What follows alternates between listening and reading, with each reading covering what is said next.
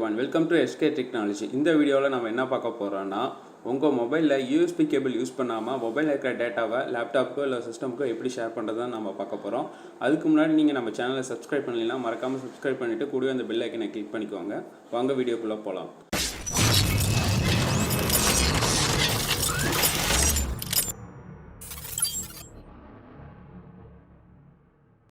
First உங்கள் மொபைலில் play store open பண்ணிக்கோங்க.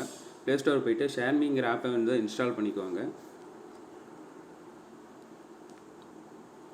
நான் ஆல்ரெடி இன்ஸ்டால் பண்ணனால ஓப்பன் கொடுத்துக்கிறேன். இப்போ இந்த ஆப் ஓப்பன் ஆனதும் இதில் வந்து இந்த கார்னரில் இருக்கிற 3 லைன்ஸை கிளிக் பண்ணிக்கோங்க.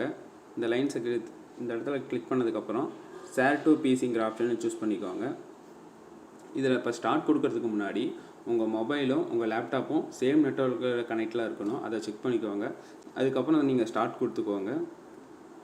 ஸ்டார்ட் கொடுத்ததுக்கப்புறம் இதில் வந்து போர்ட்டபிள் நாட் செக்யூர் ஆப்ஷனுங்கிறத சூஸ் பண்ணிக்கோங்க. சூஸ் பண்ணிவிட்டு ஓகே கொடுத்துக்கோங்க. ஓகே கொடுத்ததுக்கப்புறம் இங்கே FTP IP அட்ரஸ் வரும். இப்போ இந்த FTP IP அட்ரஸ் வந்ததுக்கப்புறம் உங்கள் லேப்டாப்பில் திஸ்பிசிங்கிற ஆப்ஷனை ஓப்பன் பண்ணிக்கோங்க.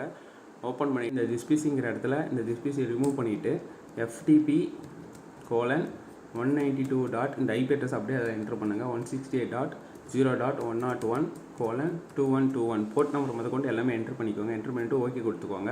இப்போ இந்த இடத்துல வச்சு ஒரு என்ட்ரு கீ ப்ரெஸ் பண்ணதுக்கப்புறம் உங்கள் மொபைலில் இருக்கிற எல்லா ஃபோல்டர்ஸுமே இதில் ஷோ ஆக ஆரம்பிக்கும். இதுக்கப்புறம் நீங்கள் வந்து இதிலேருந்து ஃபைல்ஸை வந்து உங்கள் மொபைலுக்கு காப்பி பண்ணிக்கலாம், இல்லை உங்கள் மொபைலில் இருக்கிற ஃபைல்ஸும் இதில் காப்பி பண்ணிக்கலாம். ஃபார் எக்ஸாம்பிளுக்கு நான் இதிலேருந்து ஒரு வீடியோ வந்து இதில் காப்பி பண்ணுறேன்.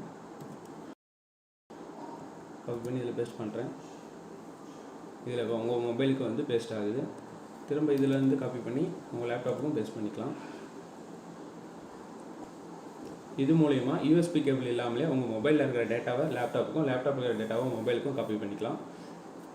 இந்த வீடியோ உங்களுக்கு யூஸ்ஃபுல்லாக இருந்துச்சுன்னா மறக்காமல் லைக் பண்ணுங்கள், கமெண்ட் பண்ணுங்கள், ஷேர் பண்ணுங்கள். தேங்க்ஸ் ஃபார் வாட்சிங்.